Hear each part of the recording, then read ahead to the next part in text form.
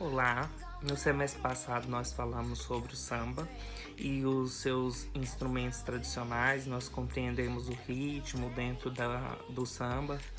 Depois nós passamos para o o tridimensional, e nós também vimos sobre as cores quentes e as cores frias. E também falamos um pouco sobre os corpos em movimento, que foi uma proposta lá de um artista chamado Hélio Oiticica. Para relembrar, nós vamos começar um pouquinho sobre uma pequena revisão, né? Eu vou preparar esse vídeo aqui e dentro dele vai ter algumas atividades para vocês responderem via Google Forms.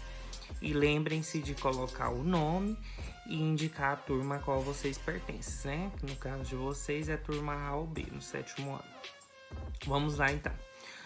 O samba ele estabelece trocas sociais e culturais que deram origem aqui no Brasil a essa vivência que nós conhecemos hoje, né? Ele se inicia durante o processo de colonização, com a chegada dos primeiros portugueses no território brasileiro há pouco mais de 500 anos.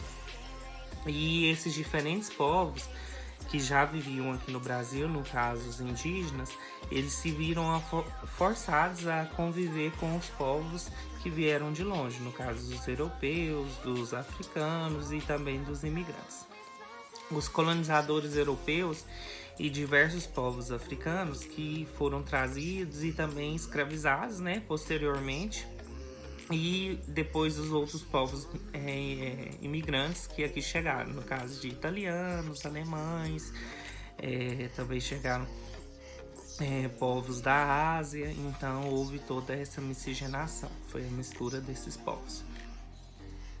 E esses encontros, eles geraram um ambiente em que a cultura desses diferentes povos, muitas vezes, elas se misturavam, né, e formavam outras manifestações artísticas que surgiram, né, e se encontram como manifestações culturais brasileiras hoje. São alguns desses instrumentos utilizados no samba de roda, o atabaque, o ganzá, o violão e a viola. Porém, existe uma série de instrumentos que foram incorporados ao samba. E dentro do samba existe o ritmo, né? E o ritmo dentro do samba ele é marcado pela intensidade, pela duração, pela altura, pelo timbre, que sequenciados eles formam um som. E quando repetidos ou replicados, eles formulam um ritmo. Por enquanto é só. Tem um pequeno vídeo aí para vocês assistirem de um samba de roda, e a seguir nós vamos vir com o restante das explicações.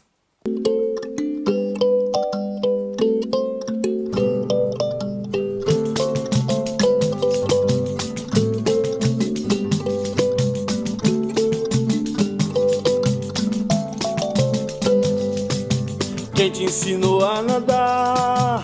Quem te ensinou a nadar? Foi marinheiro, foi os peixinhos do mar. Foi marinheiro, foi os peixinhos do mar. Quem te ensinou a nadar? Quem te ensinou a nadar? Foi marinheiro, foi os peixinhos do mar. Foi marinheiro, foi os peixinhos do mar. Eu não sou daqui, marinheiro sou. Eu não tenho amor, marinheiro sou. Eu sou da Bahia, marinheiro sou. De São Salvador, marinheiro sou. Eu não sou daqui, marinheiro sou. Eu não tenho amor, marinheiro sou. Eu sou da Bahia, marinheiro sou. De São Salvador, marinheiro sou. Ô marinheiro, marinheiro, marinheiro sou. Quem te ensinou a navegar? Marinheiro sou. Ou foi o tombo do navio? Marinheiro sou. Ou foi o balanço do mar? Marinheiro sou. Lá vem, marinheiro sou. E como vem faceiro, marinheiro sou. Todo de branco, marinheiro sou. Com seu bonezinho, marinheiro sou. Lá vem, marinheiro sou. E como vem faceiro, marinheiro sou. Todo de branco, marinheiro sou. Com seu bonezinho, marinheiro sou. Ô marinheiro, marinheiro. Depois, nós passamos para as cores frias, sendo elas as cores frias associadas, né, ao gelo, à água, à lua, as quais transmitem, né, uma sensação de frio.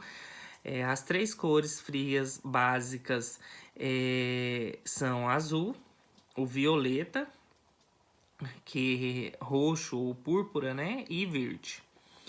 E também nós falamos sobre as cores quentes, que correspondem às cores que transmitem a sensação de calor, uma vez que elas estão associadas ao sol, ao fogo, ao sangue.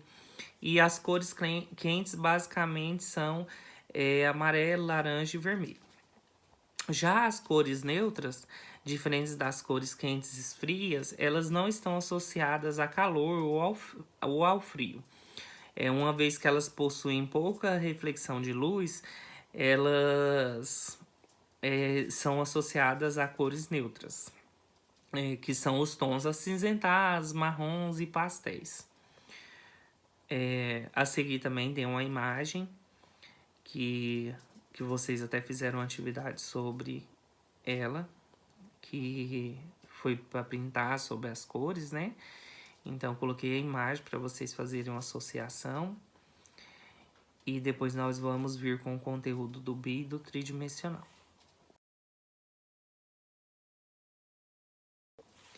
Então, nós também vimos o bi e o tridimensional, que basicamente é o espaço que um elemento ocupa e ele é chamado de dimensão. Algo bidimensional recebe esse nome por possuir apenas duas dimensões, né? Ele possui comprimento e largura. Já os elementos tridimensionais, além de largura e comprimento, eles também possuem profundidade. Quando o observador está olhando a imagem, ela também dá a sensação de profundidade. A arte bidimensional, ela apresenta figuras dispostas em superfícies planas, ou seja, não existe a percepção de volume, e para criar essa ilusão de profundidade, né, essas figuras bidimensionais apelam pelos truques que enganam o cérebro, dando a impressão de volume. Recursos como luminosidade, contraste, que é utilizado o preto e branco, na verdade uma cor escura e uma cor clara, né, e distorção, que ajudam a alterar a percepção de elementos bidimensionais, ou seja, enganando a vista, né? E essas estratégias, elas são capazes de enganar o cérebro, gerando uma noção diferente de volume e de espaço para as figuras que antes eram meramente planas. No espaço tridimensional, em que nós vimos, os corpos, os objetos, eles são percebidos através de três dimensões, que formam o volume das coisas, a altura, a profundidade, a largura. A arte tridimensional, ela é composta por uma variedade de elementos, como cerâmicas, esculturas, monumentos, objetos decorativos, instalações artísticas, entre vários outros. Os elementos tridimensionais, eles caracterizam-se por possuir relevo que facilitam na percepção de texturas, dimensões e espaços.